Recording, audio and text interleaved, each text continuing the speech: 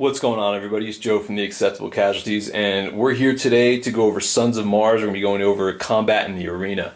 This is going to be just kind of like a basic walkthrough on how combat works for Sons of Mars once you get the models on the table and you got to start rolling the dice. So, excuse me. So basically, how combat works is one opponent's going to have his turn come up. He's going to have two actions. He's going to have the ability, based on what phase you are in the game and what round you are, to use one, possibly two of his actions to initiate a combat and let the dice start to roll. So in this situation, we're kind of starting off in the beginning of the match. So we don't need to roll for fatigue. Like I said, it's an optional bolt-on rule if you want to use it. I suggest using it, but you don't need to. But what you would do in the beginning is you would end up rolling for initiative. So what you would end up doing is you take your gladiator, and take his agility score, roll a d10. That's how you decide your initiative for this particular round. Your opponent does the same thing. Whoever has the higher score is able to declare if they want to go first or if they want to go second. It's strictly up to the player who wins the roll. So just for argument's sake right here, or simplicity's sake, we're going to say in this situation, the Demacarius who we have here, he's a faster build, he's going to win the initiative. So to start the match off, he's a charge build. He's going to want to try to get a charge off. Charge into combat is one of the 13 actions that you're going to be able to use in-game. So for this to go off, you need to get within 3 inches of your opponent. So my first action, I would move to this point to get within 3 inches of my opponent. And then with my second action, I would use charge into combat. So charge into combat for Demacarius is where you want to be. For some of these charge builds, it's really where you always want to be. It gives you the opportunity to take your charge stat from your gladiator's profile, you add it with your weapon stat for their charge, and you put those two together. So for Demacarius, for this particular loadout, it's going to be 5 dice. And also, when you charge into combat, you are able to re-roll one of your dice if you so choose. So in this situation, 5 dice for Demacarius, and he gets 1 re-roll. Now, if we're looking over at the Secutor, who's his opponent, Secutor, since he's being charged, he has to use his counterattack. There's no choice in this situation for him. He's on his back foot. He's in a defensive. He's not a defensive stance, but he's preparing to defend himself. He has to counterattack. That's his only choice. So for Secutor, same thing. You grab your gladiator's profile, your weapon profile. You take the 2 scores for counterattack. You put them together. For Secutor, you have just 2 dice. He's not really built for counterattacking. This is a situation where Demacarius really wants to try to exploit the dice advantage and get in there and do this. So we're going to roll Demacarius first and put his dice scores out. Not a very good roll for him. He has a 7, a 6, a 5, a 4, and a 3. Now we're going to roll for Secutor. He ended up rolling a 10 and a 5. So looking at this right now, as of right now, Secutor has the advantage. He's rolled a 10. He's going to win the combat. We're going to go there for a second. But since Demacarius has the opportunity to reroll, we're going to try to reroll this 3 and see if we can get something out of it. Of course, I just rolled another 3. If you guys watch the channel, this is a constant theme.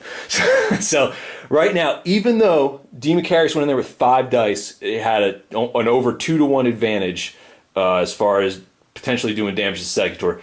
Secutor actually won this combat. He rolled a 10, which is enough to win the combat. So to decide the winner of the combat, whoever has the highest dice score, they're the ones who are the only ones who are eligible to do wounds. So Secutor rolled a 10. His 10 is higher than every dice roll here for Demacarius. So all of this stuff gets wiped away. There's no chance for him to do no chance for Demacarius to do anything. His Secutor's second highest dice roll is a 5. His 5 does not beat the 7 for the Demacarius. Does not beat the other highest die, so his is wiped away as well. So the only die that was able to go through was the critical damage. So like I said, I'll go over this again. Demacarius' highest dice roll was a 7. Secutor's is a 10. So the 10 would win the combat for Secutor. He's the only one that can do damage in this round. Secutor's second highest roll was a 5. Since his 5 does not beat the 7 of the Demacarius' highest roll, that's wiped away. So only in this combat, only 1 hit was able to go through, and it happened to be critical damage. So for those of you who don't have rules yet or still trying to learn them, critical success, critical damage happens when you roll a 10 in combat.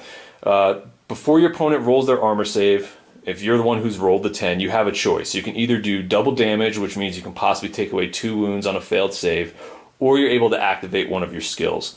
To activate one of your skills, all you have to do is make sure you have the skill, and then just declare to your opponent, hey, I'm going to try to do just 1 point of damage, and I'm going to activate whatever skill that you have based off of the build that you've made with your gladiator or their skill that might be attached to their weapon.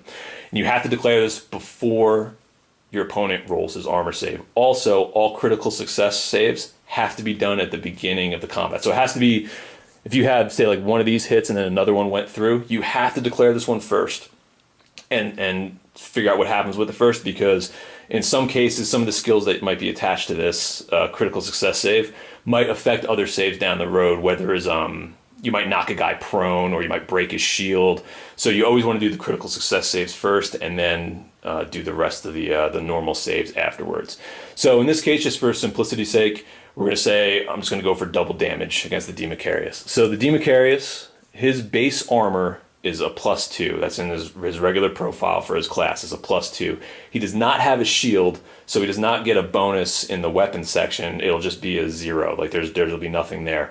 He does not carry a shield. So for his save, you need to get a 10 or higher. So it's whatever I roll +2. If it equals a 10 or higher, I'm able to save against this wound. If I fail, then I end up just taking double damage. So Democarius, of course, I rolled a 1, which is actually, this is pretty good to go over this right now. I rolled a 1. So obviously I failed, and I've taken double damage at this point for Democarius. In these situations where you roll a critical success to hit somebody, and then against that critical success, if they roll a 1, which just happened to work out, there's an opportunity for a death blow. Now, to like I said, land the death blow, it's only in these situations where critical strike is saved against the 1. That's the only time you can do it. A death blow is literally an opportunity for you to kill your opponent in the arena on 1 hit, and that's it. They're dead. They're not coming back. So in campaign play, if you're able to land a death blow against an opponent, there's no coming back from that. Your opponent's gladiator is now dead and removed from the campaign. If it's just a regular pickup game, the match is just over. But that's how it plays out. So for the death blow to work out, whoever is the one landing the strike has a choice to use. He needs a 10 or a higher, and he can either use it with his strength or his agility modifier, factor it into it. So for Secutor, this particular build, he has a +2 strength. So you're going to need to roll your dice plus your +2 modifier. If it adds up to a 10 or higher, it ends up being a death blow, and that's the end of the match. So I'll roll this now, and we'll see what happens. It's only a 6. So the score is an 8. All happens is double damage. No death blow is landed. It's not enough to kill your opponent. So that's kind of how we go through a basic round of combat now. Both sides roll their dice pools depending on if they're using counter sustained or charge.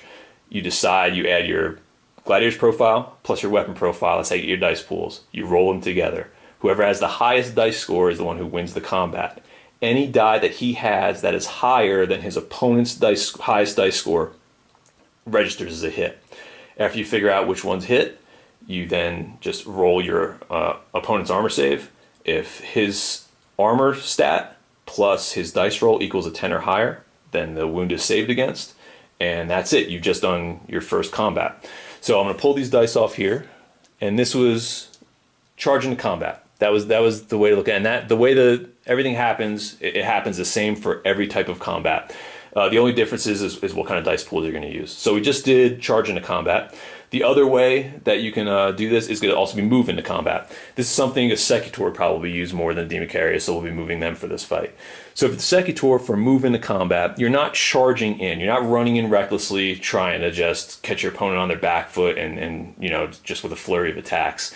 You're going to use a move into combat, which focuses more on your sustained ability. So picture it as this gladiator kind of walking in. So you would first, if you can get into combat with your move distance, which is in your gladiator stat block, you can just move into combat on 1 action.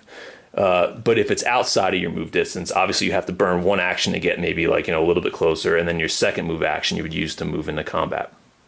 So now that our Secutor has moved into combat against Democarius, you would end up using the Secutor's sustained combat stat. It's kind of a way, think of him slowly like plotting in the base-to-base contact, not running in recklessly, kind of really thinking about how he's going to attack his opponent. So you use sustained. Your opponent now, the D. Macarius, he has an option. He has a choice now.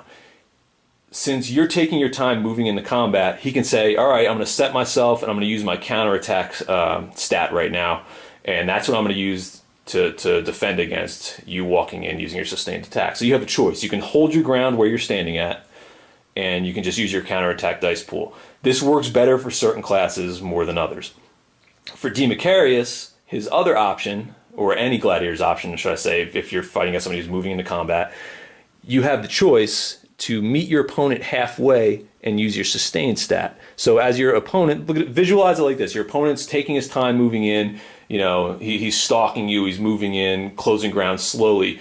You have the choice where you can now run out and meet him halfway, and use your sustained stat pool, or you sit still and let him come to you and you use counterattack. Strategically, there's two benefits. There's a benefit to each one of these. If you have a stronger counterattack dice pool, sometimes it's better just to sit back. Or you move in and you cut the distance for your opponent, which could make things, if we had terrain on the table, say we had a pillar here, it would be smarter for you to close the gap and get away from that pillar, because if you get pushed into the pillar and knocked prone, or if you get knocked back for whatever reason and you have to interact with terrain, things can go badly for you. So to get away from that, sometimes you might want to give up a couple dice in one round of attacking just to get away from obstacles. So it gives the defensive player who's on the back foot a little more flexibility on how he wants to approach this opponent coming at him, taking his time, stalking him, moving forward slowly. So that's another way to move into combat. That's how move into combat works. Like I said, you can move in. If you're the attacker, you're just using move into combat, you automatically have sustained. Your opponent against a move into combat has the choice between meeting you halfway using his sustained stat, or holding his ground and he has to use his counter stat. You have one of those two options that's explained inside the actions section, which is where you'll find how to do your attacks here.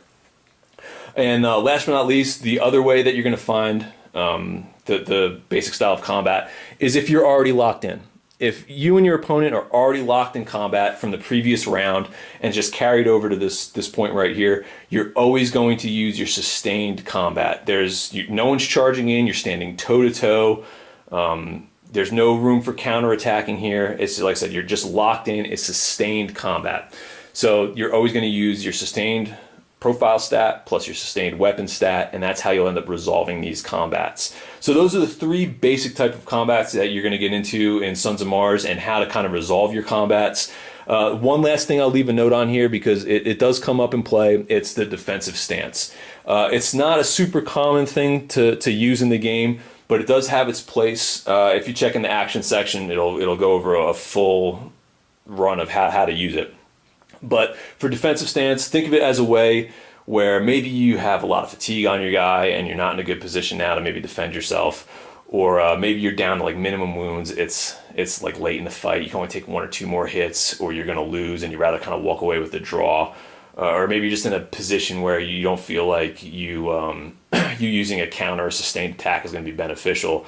So you decide to take one of your actions and you go into defensive stance. Defensive stance you can do when you're disengaged from an opponent automatically. So you say, hey, I want to do my defensive stance with my one action. And then that's kind of the end of your turn. So you go into defensive stance. What defensive stance does is when your opponent comes in to attack you, it allows you to choose one of your opponent's dice that they have to re-roll, as long as it's not a critical success. If he rolls a critical success in the attack, then that automatically hits. But anything that's not a critical success, you can tell your opponent, I want you to re-roll that die. You can pick one die to do that. You, on the other hand, you'll use your defensive dice pool when you're in this stance, no matter what the situation is. You'll then roll your defensive dice pool. The only thing you can hit your opponent with is critical strikes, but the combat is resolved regularly. So like, let's say, D. Macarius comes in and he has like a 6, a 5, and a 3, just for, these purposes right here. We'll say you end up rolling in your defensive stance a 7 and a 2. So the 7 wins you the combat, right? But since you've dedicated yourself to strictly standing in a defensive stance for this situation, you might win the combat, but you don't actually register a hit. Since you're so focused on defending yourself, you just win the combat. So your 7's higher than their 6, so all their hits are wiped out. Doesn't matter that you hit him. Like I said, you're focusing on defense right now, so you don't register any hits either. It's kind of a wash. You were able to protect yourself and defend against this attack. Now, if you rolled a 10, we'll say in this situation, and you land a critical success while in your defensive stance, then you can hit your opponent and resolve it as normal, but it's only for the critical success. It's kind of a way of looking at, like, you might be on your back foot, but like there's this opening that's there, and you just hit it right as your opponent comes in, even though you're defending yourself, and it's a clean hit. It goes through and it hits your opponent. That's the only way that you can score an actual hit in a defensive stance, is if you roll a critical success and win the combat. So let's say you lost that combat and maybe like one hit ends up getting through and you're in the defensive stance. This is where the defensive stance comes in. It lets you, excuse me, it lets you re-roll your failed save. So essentially you have 2 opportunities to save against any hit that comes through, because you're so focused on defending yourself and not just really engaging in a regular combat. So that's defensive stance. That's the only other time in combats where you might not use the charge, sustained, and counter. You might use your defensive stance, and that's only in very specific situations, and that's explained a little bit further in the action section, because defensive stance is one of your actions that you can go over. So this is kind of how combat plays out. It's pretty simple stuff. Once you end up getting a couple games under your belt, a couple matches, usually 2 or 3 is what we've noticed, things just start coming. It all really starts to click and make sense. It's excuse me.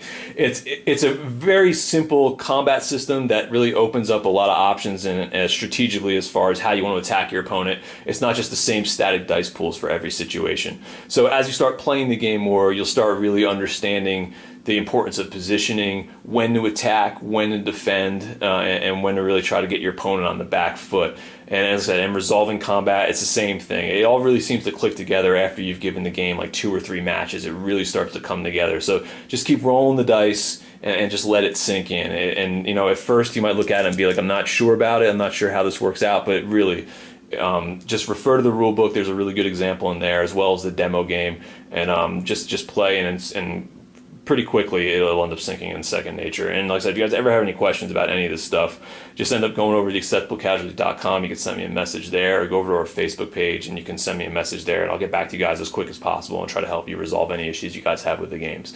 So thanks for watching. Like, subscribe, throw me some feedback in the comment section. Any questions as well, just throw it at the bottom and I'll try to get back to you guys as quick as possible. I hope this video helped out as far as learning how combat works and resolving your combats. If you have any other videos that you'd like to see as far as learning the game goes, like I said, just send me a message and I'll try to get something put up there as soon as I can. So thanks for watching. I'll catch you guys later.